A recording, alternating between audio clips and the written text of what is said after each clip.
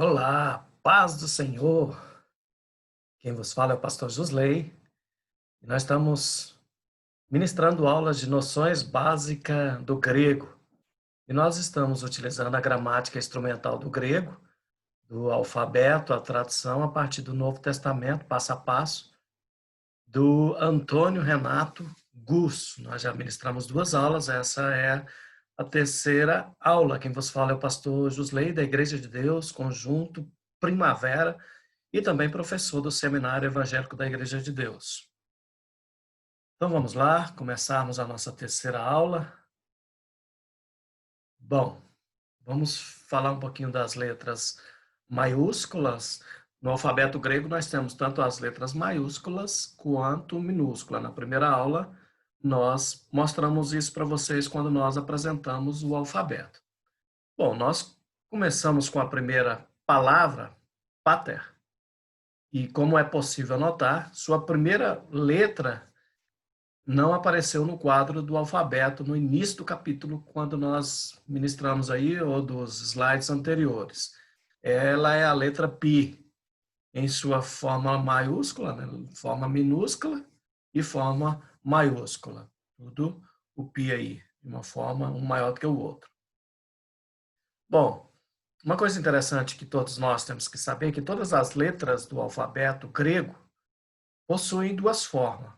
Assim como o português também, no grego nós temos a minúscula e também a maiúscula.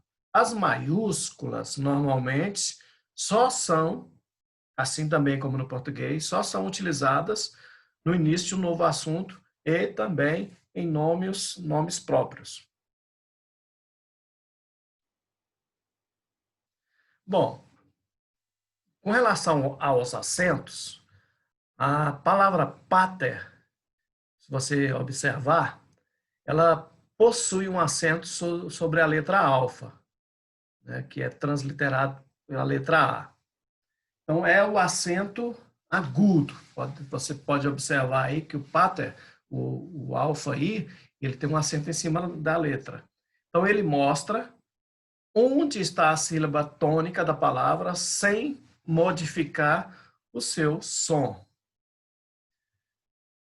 Bom, depois da palavra pater, temos também a palavra emon. Nela, nós encontramos dois novos detalhes. Vejamos. O primeiro é a aspiração forte. Também na primeira letra aí, que está no início sobre a letra eta. Pode ver que tem um acento aí.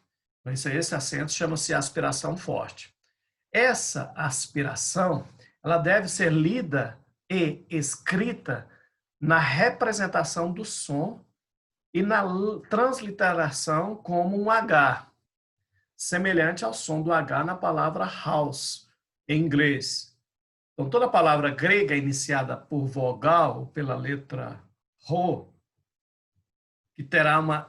ela terá uma aspiração forte ou branda. Vocês veem aí que tem uma aspiração forte ou aspiração branda, que é o acento, sobre essa vogal ou sobre o Rho. Contudo, quando estiver sobre a letra Rho, não influenciará a leitura e nem deverá ser transliterada. Então vamos lá, vamos continuar. Bom, dentro da acentuação, em grego como em português, as palavras são acentuadas também na sílaba tônica. Ou seja, é fácil descobrir qual é a sílaba forte na pronúncia da palavra. É justamente a sílaba acentuada. Então, se a vogal acentuada for breve, ela é acentuada com acento breve, com apenas um traço, que é chamado de acento agudo, né? E alfa e etc. Se a vogal acentuada for longa, o acento é longo, com dois traços, e representa justamente o dobro da pronúncia. Então, originalmente, o acento ele era exclusivamente de dois traços. Posteriormente, começou a ser usado também em outros sinais. Então, atenção, não confundir o tio em português, E é apenas um desenho diferente do mesmo acento circunflexo em grego. Então, esse tio aí, que representa uma coisa no português, ele é diferente aí. Então, a gente não pode confundir aí o tio do português com esse tio que está aqui nessas letras do alfabeto grego. Então, então, vale a ressalva aí. Atenção, não confundir com o tio em português. É apenas um desenho diferente do mesmo acento circunflexo em grego. Então, quando a sílaba tônica é um ditongo, duas vogais unidas na mesma sílaba, o acento ele é colocado sobre a segunda vogal. Está vendo aí que nós temos 3 vogais aí, né? E sempre o acento sendo colocado na segunda vogal. Mas atenção, apesar disso, a pronúncia de um ditongo tem sempre com tônica a primeira vogal. Nos 3 exemplos dados, as respectivas pronúncias são eu, ei, oi. Então, veja bem que a primeira vogal mais forte mesmo foi a que eu pronunciei. Eu, né, apareceu mais do que o U, o ei, apareceu mais do que o I, e o oi apareceu mais do que o I. Então, apesar de o acento estar colocado sobre a segunda vogal, a vogal mais forte é a primeira e não a segunda. Então, como a fonética do grego arcaico e antigo era baseado na musicalidade, na métrica das sílabas na frase, então havia um sistema complexo de marcação das sílabas tônicas e átonas das frases. Lá na primeira aula eu falei para vocês que, né, o alfabeto grego anteriormente ele não tinha a questão aí das vogais. Então, para essas marcações, convencionou-se usar também o sinal grave, é aquele sinalzinho aqui assim, ó, que vocês estão vendo em cima das 3 letras aí do alfabeto grego. Então, não é propriamente um acento, mas é um substituto para compensar a contagem musical das sílabas. Então, quando faltar tonicidade. No estudo do grego bíblico, aparecerá esse acento no texto. Mas não há por que se preocupar. Ele já não influi tanto na pronúncia, já que nessa variante a musicalidade da língua não era tão exigida. Para a transliteração dos acentos, normalmente, meus irmãos, opta-se por manter os mesmos acentos latinos, ou seja, o acento agudo, o acento grave e o acento circunflexo que nós temos na nossa língua portuguesa. Bom, vamos ver os sinais diacríticos. Nós começamos com o iota subscrito. Bom, então vamos lá. Em alguns casos, a vogal que é transliterada I, que é o iota, ele perdeu a sua pronúncia, já que normalmente é átona e breve. Por isso, com o tempo, ela passou a ser representada somente na escrita, ou seja, embaixo da vogal. Aí nós temos o exemplo aí do alfa, né, do eta, e olha, veja bem, nós temos o iota subscrito, é esse pontinho abaixo das 3 letras que nós temos aí do alfabeto. Então seria possível se perguntar, mas se não é pronunciada, por que ela é escrita? Justamente porque ela faz parte da palavra. Por exemplo, na palavra homem, em português, o H ele não é pronunciado, não é mesmo?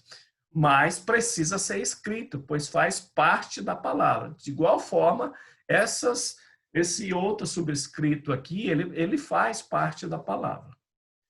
Então, eu falei para vocês que nós temos, nos sinais diacríticos, nós temos o iota subscrito, nós temos o espírito forte. Não confunda com o Espírito Santo, viu, meus irmãos? Nós estamos na aula de grego. Então, espírito forte, quando a vogal no início de uma palavra é aspirada, ou seja, ela é marcada assim. Veja bem, nós temos várias letras aí do alfabeto grego, começando com alfa aí, né, e terminamos com ômega. Então, este sinal em cima da vogal não é um acento. Tá vendo aí que cada uma delas aí tem um acento em cima. Então, está falando que ele não é um acento, é um espírito forte. É parte, presta atenção, é parte integrante e inseparável da palavra. Então, ela tem sua origem em tempos remotos na língua. O nome original do sinal é pneumatatos, sopro forte. Então, a maioria dos gramáticos convencionou chamar esse sinal diacrítico de espírito forte, por isso ele chama esse nome. Ou espírito rude, um novo nome para ele.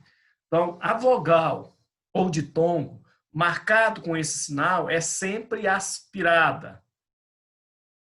Quando o consoante ro estiver no início de uma palavra, ela também é marcada assim, ela tem um acento em cima aí dela. Então, na transliteração, costuma-se indicar a presença de um espírito forte, colocando-se um H antes da vogal.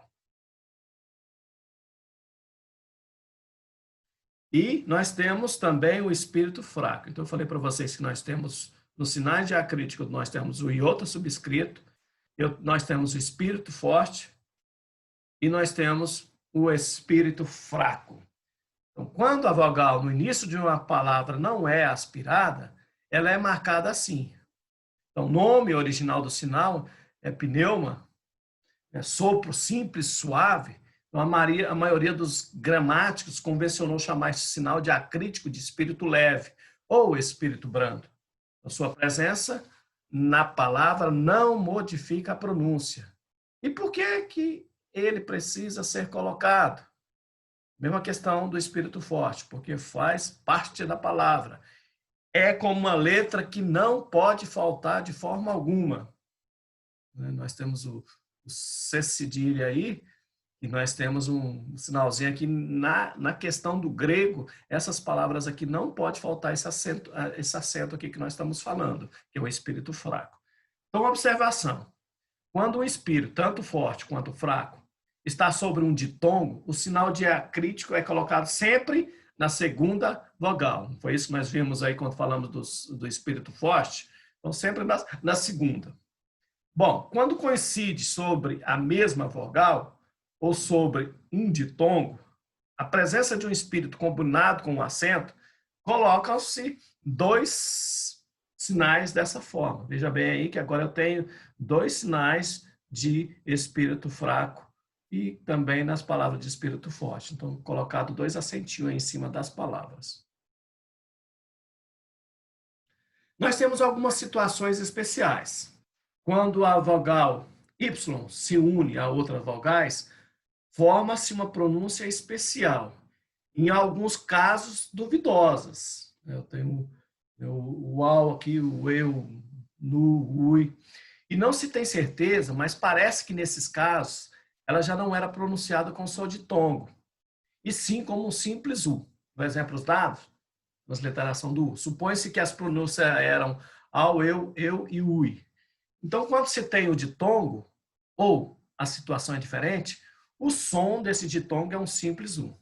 Então, quando consoantes, estou falando do grego, né? O alfabeto grego, nós temos o gama aí que se une a algumas consoantes, forma-se uma pronúncia especiais. Né?